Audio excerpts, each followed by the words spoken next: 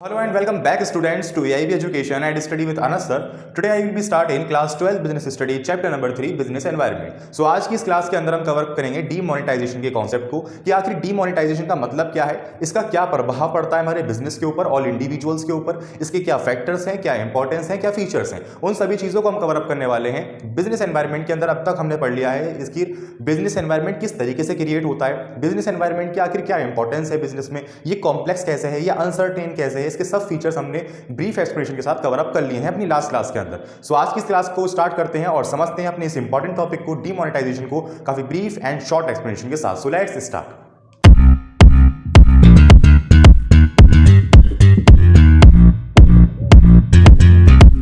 का नाम है डीमोनेटाइजेशन। समझते हैं कि क्या है डीमोनेटाइजेशन। तो देखिए, पूरी इकोनॉमी के अंदर जो हमारी मनी सर्कुलेशन के अंदर होती है, जब उसको इनवैलिड घोषित कर देना, वही डीमोनेटाइजेशन कहलाता है। यानी कि जिस मनी का यूज करके हम अपनी ट्रेड ट्रांजैक्शंस कर रहे हैं, अपने उधार चुका रहे हैं, इनकम कमा रहे हैं, प्रॉफिट कमा रहे हैं, जो कुछ भी हम कर रहे हैं, अब उससे वो काम नहीं हो पाएगा क्योंकि वो इनवैलिड है, उसकी अथॉरिटी उससे छीन चुकी है। इसी को डीमोनेटाइजेशन बोला जाता है। और गवर्नमेंट ये टाइम टू टाइम करती है। क्यों करती है? वो हमें खुद अब दिमाग के अंदर फीचर बन जाने चाहिए। वो इसलिए करती है कि वो देख सके कि हमारी ओवरऑल इकोनॉमी के अंदर हमारे पास कितना टैक्स आना चाहिए था, और साथ में हम ये देख सकें कि आखिर कितने बिजनेस लीगल चल रहे थे। हम ये देख सकें कि हमारे जो ओवरऑल पीपल हैं वो फाइनेंशियल सिस्टम के ऊपर डिपेंड हो, यानी अपना पैसा जो है बैंकों के अंदर जमा कराएं, और साथ ही हमारी पूरी इकोनॉमी के अंदर लेस कैश क्रिएट हो, यानी कि लोगों के हाथ में पैसा कम रहे और बैंकों के पास रहे। और जब हमारा पैसा बैंकों के पास रहेगा तो उससे बैंक के सर्कुलेशन अच्छा बढ़ेगा, क्रेडिट क्रिएशन होगा, और जब क्रेडिट क्रिएशन होगा तो अल्टीमेटली हमारी इकोनॉमी ग्रोथ करेगी। तो ये कुछ मोटिव्स होते हैं हमारे डीमोनेटाइजेशन करने के, जो कि हमें समझना बहुत ज्यादा जरूरी है। सो होपफुली आप डीमोनेटाइजेशन को भी समझ गए, उसके फीचर्स को भी समझ गए। अब हम बात करेंगे कि आखिर ये इंडिया में कब हुआ था। तो इंडिया में हुआ था स्टूडेंट्स, ये गवर्नमेंट ऑफ इंडिया ने अनाउंस किया था 8 नवंबर 2016 में। ठीक है, 8 नवंबर 2016 के अंदर गवर्नमेंट ने अनाउंस कर दिया था कि अब हमारे देश के अंदर डीमोनेटाइजेशन होगा। और इस डीमोनेटाइजेशन के दौरान जो गवर्नमेंट ने लीगल टेंडर मनी वापस ले ली थी, वो नोट थे 500 के और 1000 के। और इस सिचुएशन के बाद जो हमारी ओवरऑल इकोनॉमी के अंदर लीगल टेंडर मनी चल रही थी, उसका 86% इनवैलिड हो गया। ठीक है, 86% लीगल टेंडर मनी से अमान्य घोषित कर दिया गया था। ये आपको याद रखना है, 1-2 नंबर के अंदर आएगा। और अगर आप ज्यादा डीप में जाओ तो बेसिकली डीमोनेटाइजेशन इंडिया के अंदर 2 या 3 बार भी हुआ है, पहले ब्रिटिश गवर्नमेंट की तरफ से, फिर उसके बाद फिर अब। तो ये इतना लंबा प्रोसेस कोई आपसे पूछेगा नहीं है, आपको बस करेंटली जानना है कि भाई हाँ, लास्ट टाइम ये हुआ था 2016 में। करेक्ट, यहां तक हम समझ गए कि व्हाट इज डीमोनेटाइजेशन, इंडिया में कब हुआ, इसके फीचर्स क्या है। Tax administrative measure, tax evasion control measure, channelizing saving into the formal financial system and creating less cash economy।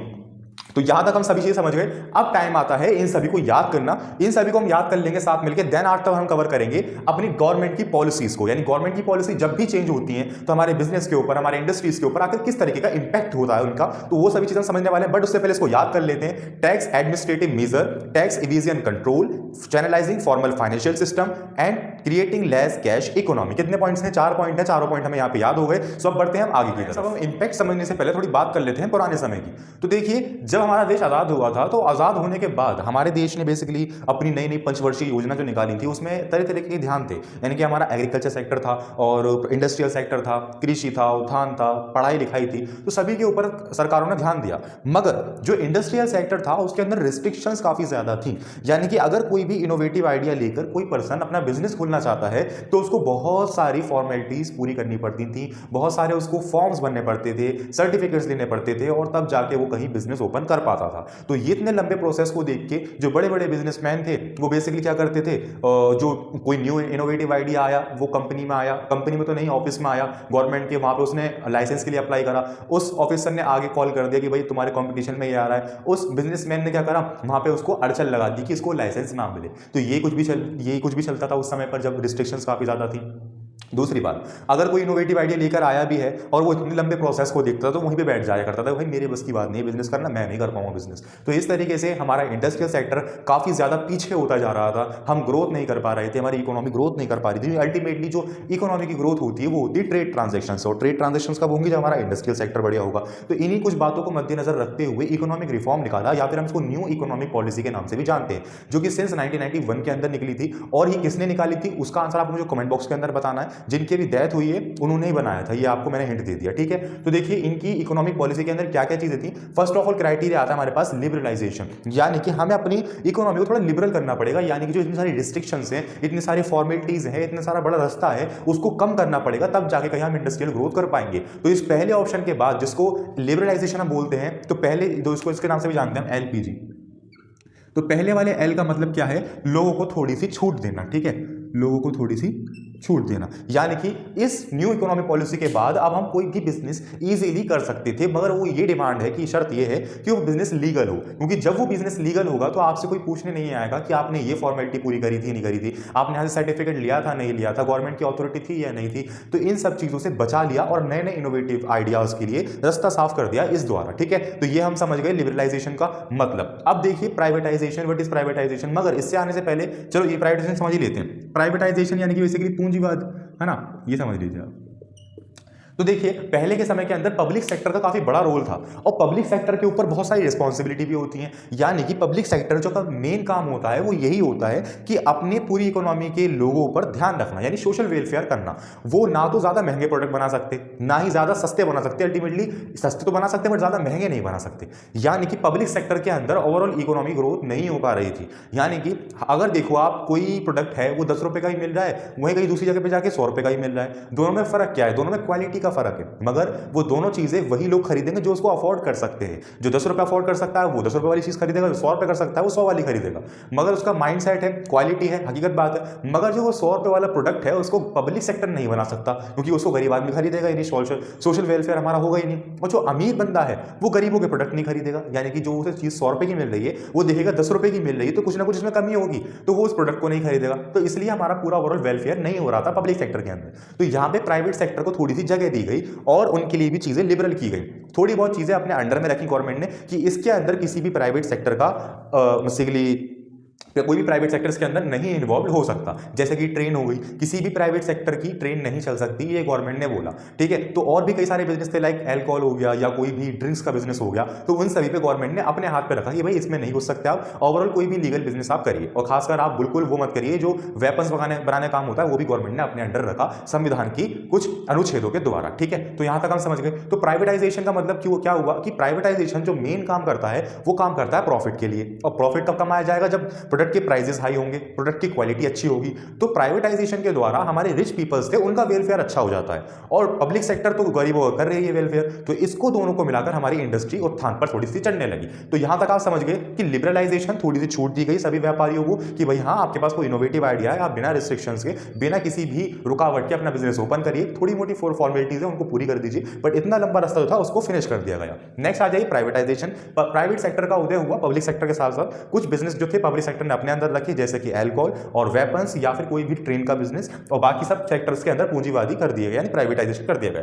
अब मेन सोर्स जो आती है हमारी वो आती है ग्लोबलाइजेशन की। व्हाट इज ग्लोबलाइजेशन, यानी कि ग्लोबलाइजेशन एक ऐसा जरिया है जो कि अपनी इकोनॉमी को एक फॉरेन इकोनॉमी के साथ जोड़ देना, यानी कि इसके अंदर ये होता है कि हमारी ट्रेड ट्रांजैक्शंस अपने देश से निकलकर और देशों के साथ भी हों, यही ग्लोबलाइजेशन का नियम है, ठीक है। तो ग्लोबलाइजेशन पे हमने ध्यान दिया, यानी कि हमने और देशों के साथ अपने ट्रेड ट्रांजैक्शंस को बढ़ाया, और इसका हमारे ऊपर जो था वो दोनों तरीके के इफेक्ट पड़े, पॉजिटिव इफेक्ट भी पड़ा और नेगेटिव भी पड़ा।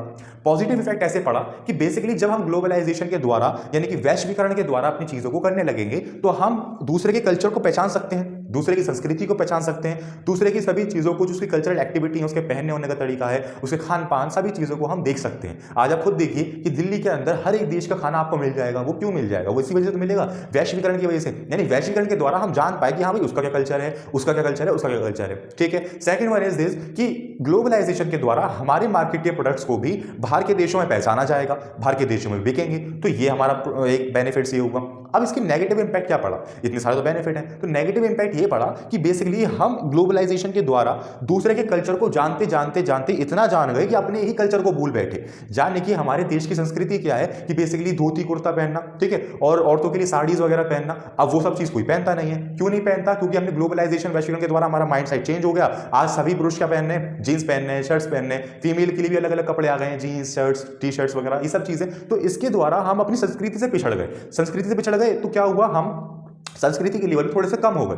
अब ग्लोबलाइजेशन का मतलब यह है कि जो हमारी ऑर्गेनाइजेशन है वर्ल्ड ट्रेड ऑर्गेनाइजेशन, वो उसके अंतर्गत आता है। तो वर्ल्ड ट्रेड ऑर्गेनाइजेशन के एग्रीमेंट पे जो भी देश साइन कर देता है तो वो WTO जो भी गाइडलाइन प्रोवाइड करता है उसी के द्वारा ट्रेड ट्रांजेक्शंस होती हैं। तो अब इसमें गवर्नमेंट का कोई इन्वॉल्वमेंट नहीं रहा, गवर्नमेंट का काम सिर्फ कानून बनाने तक ही सीमित रह गया और सुरक्षा करने तक सीमित रह गया। तो इस काम में हम पिछड़ गए थोड़ा सा।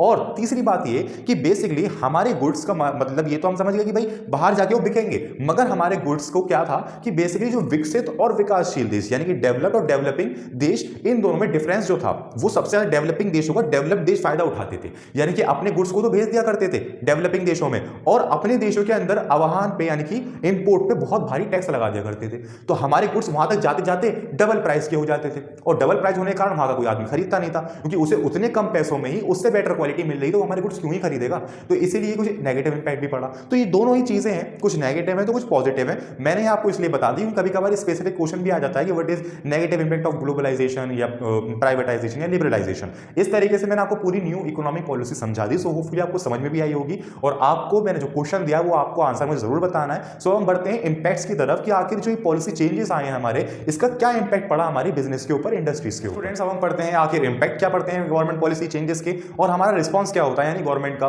बिजनेस का और इंडस्ट्रीज का आखिर क्या रिस्पांस है।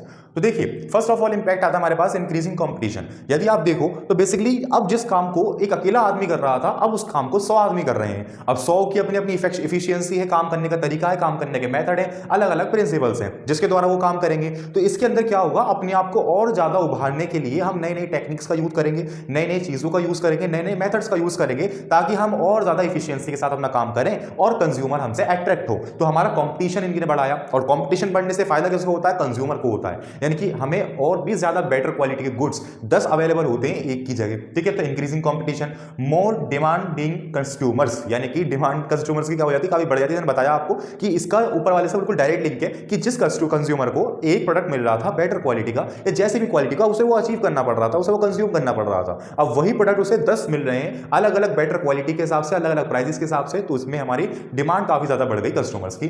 Loss of budgetary support to the public sector. अब बेसिकली क्या हुआ कि इन इकोनॉमी रिफॉर्म के द्वारा हमारा जो पब्लिक सेक्टर था वो ओवरऑल डिक्लाइन हो गया। अब डिक्लाइन हो गया तो गवर्नमेंट का कोई सपोर्ट नहीं मिला, गवर्नमेंट का कोई सपोर्ट नहीं मिल रहा तो ये टोटली डिपेंड है अपनी इफिशियंसी के ऊपर, अपनी नई नई चीजों के ऊपर और अपने ऊपर कि आखिर हम क्या ऐसा कर सकते हैं जो हम अपनी मार्केट के अंदर छा जाए। तो loss of budgetary support to the public sector, आप इस पॉइंट से याद रख सकते हैं कि आखिर क्या मतलब है।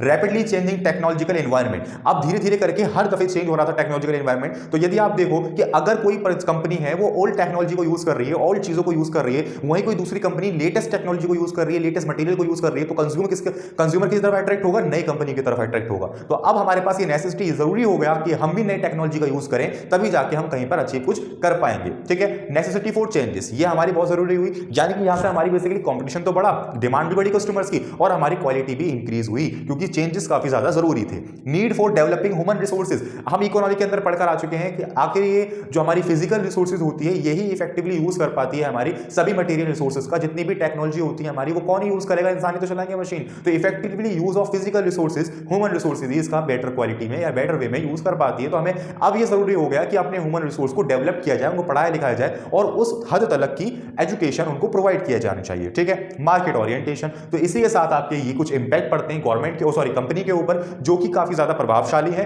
उनके लिए भी और कंज्यूमर के लिए भी। कंज्यूमर के लिए अल्टीमेटली बेनिफिट्स ही प्रोवाइड कर रहे हैं सारे इंपैक्ट। अब हम बात कर लेते हैं कि इन सब चीजों के बाद हमारा रिस्पांस क्या होता है। तो रिस्पांस हमारा यही होता है कि पहले तो ब्रांड बिल्डिंग, यानी कि ओवरऑल हम अपनी कंपनी की ब्रांडिंग पे ध्यान देते हैं क्योंकि ब्रांडिंग ही एक ऐसा साधन है जो कि कंज्यूमर को ये बताता है कि हाँ ये कंपनी कैसी है। ब्रांडिंग ही कंपनी का चेहरा बताती है कि ये कंपनी इस तरीके की है, ये इस कंपनी के ऐसे प्रोडक्ट होते हैं। यदि आप देखो फॉर एग्जाम्पल टाटा नमक है, अब टाटा नमक को आप जानते हो कि हाँ बढ़िया नमक है, इसी वजह से आप उसको नाम टाटा से ही आप खरीद लोगे, है ना, यानी कि वो ब्रांड नेम आपके माइंड में सेट हो गया है कि टाटा है तो बढ़िया है। तो इसी तरीके से ब्रांड बिल्डिंग पे ध्यान दिया हमारी सभी बिजनेस ने, इंडस्ट्रीज ने, ताकि ब्रांड बिल्डिंग के द्वारा कंज्यूमर हमसे अट्रैक्ट हो, हमारी क्वालिटी को हमें हमारे बताए बिना ही जाने कि इसका प्रोडक्ट है, बढ़िया प्रोडक्ट होगा। ब्रांड बिल्डिंग, कस्टमर फोर्स, समझ गए हम, ब्रांड बिल्डिंग, कस्टमर फोर्स आपस में लिंक। डाइवर्सिफिकेशन ऑफ स्प्री, यानी कि अब अपने काम का हमने डाइवर्सिफिकेशन कर दिया। जैसे फॉर एग्जाम्पल मेरा कोई बिजनेस है और उस बिजनेस के अंदर बेसिकली मैं क्या कर रहा हूं, कार बना रहा हूं, और कार बनाने के लिए अब मैंने क्या किया यार, मैं ओवरऑल कार बना रहा हूं, काम तो सारा इंजन का होता है, तो मैंने उसके पूरे बॉडी पार्ट्स का यानी कि उसके पूरा जो स्ट्रक्चर होता है वो काम मैंने किसी दूसरी कंपनी को दे दिया।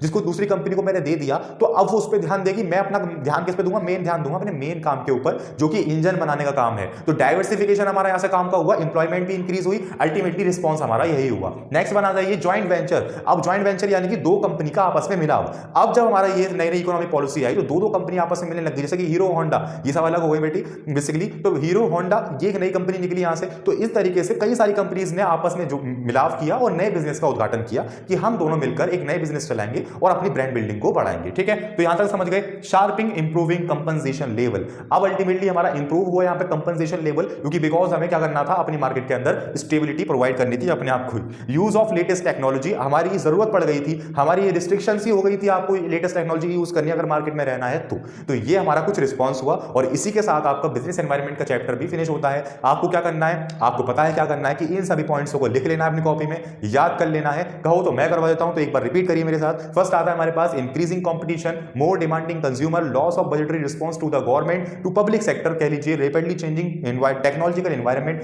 Necessity for changes, need for developing human resources and market orientation. तो ये कुछ ऐसे हमारे फैक्टर्स हैं जो कि मैंने आपको समझा दी। समझने के बाद आप इसको खुद क्रिएट कर सकते हैं, बट मैंने क्या बोला है कि खुद तो बना सकते हैं मगर हमें 3-4 पॉइंट्स याद करके जाने हैं ताकि उनको हम फर्स्ट लाइन में लिख के एक अच्छा प्रभाव पड़े एग्जामिनर के ऊपर। तो ये सब आप याद कर लीजिएगा, एक बार मेरे साथ याद कर लिए, एक बार खुद याद कीजिएगा, सब याद हो जाने वाली चीज़ है। अब यहाँ पे इंपैक्ट पे आ जाइए, brand building, customer for diversification of space, joint venture, इसी तरीके से आप इनको याद कर लेना। कुछ तो हमारे साथ याद कर लिया आपने, sharping improving compensation level, use of latest technology. So hopefully आपको बिजनेस एनवायरनमेंट के अंदर किसी भी टॉपिक के अंदर कोई डाउट नहीं बचा होगा। हमने डीमोनेटाइजेशन को पढ़ा, हमने गवर्नमेंट की पॉलिसी के चेंजेस के बारे में जाना, उसका क्या इंपैक्ट है, गवर्नमेंट पॉलिसी क्या है, इकोनॉमी रिफॉर्म क्या है, रिस्पांस क्या है। साथ में ही हमने बिजनेस एनवायरनमेंट को समझा कि व्हाट इज बिजनेस एनवायरनमेंट, किन किन मटेरियल से, किन किन फैक्टर से क्रिएट होता है बिजनेस एनवायरनमेंट, उसको क्या क्या फैक्टर्स हैं, क्या फीचर्स है, क्या नेचर है, और साथ ही क्या इंपॉर्टेंस है। सो होपफुली आपको सभी चीजें क्लियर होती हुई आई होंगी। बट फिर भी अगर आपको किसी भी टॉपिक में, किसी भी पॉइंट में कोई भी डाउट हो तो आप मुझे जरूर बताएं। सो मिलते हैं नेक्स्ट क्लास के अंदर और कवर अप करेंगे अपने नेक्स्ट चैप्टर को इसी तरीके से, काफी ब्रीफ एंड शॉर्ट एक्सप्लेनेशन के साथ। So thank you.